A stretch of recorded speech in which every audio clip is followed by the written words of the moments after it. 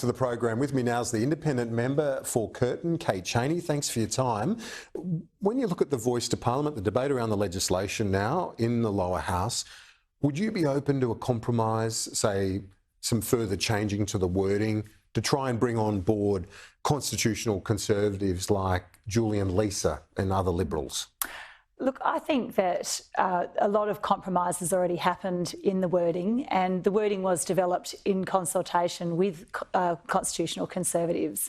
I think any further changes won't necessarily get more people on board, but really will undermine the value of the voice. And to me, it seems that there's not a whole lot of point putting something to the Australian people if it's not the thing that the Indigenous population actually wants to see. I know you've been consulting your local community about the voice. What's the feedback you're receiving, and do you believe that, well, are you worried about the trend in polling that shows support has been on the slide?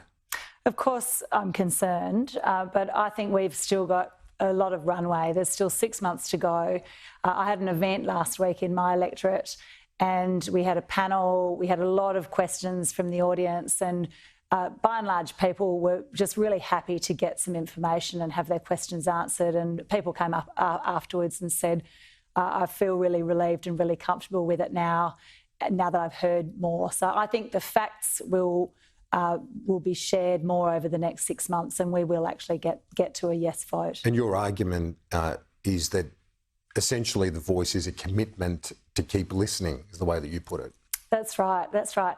I mean, we've had various versions of bodies before, but as soon as it gets difficult, we don't like what they're saying, they can be abolished. And we haven't, before committed to the concept of a voice. The shape of it will be determined by the Parliament, but the concept is a promise to keep listening, because we're really bad at developing policy in this area.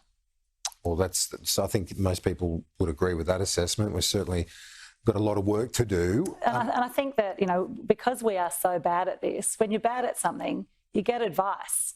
And that's all we're really seeking to do here, is to get some advice so that we can develop better policy and get a better return on the investment that we make.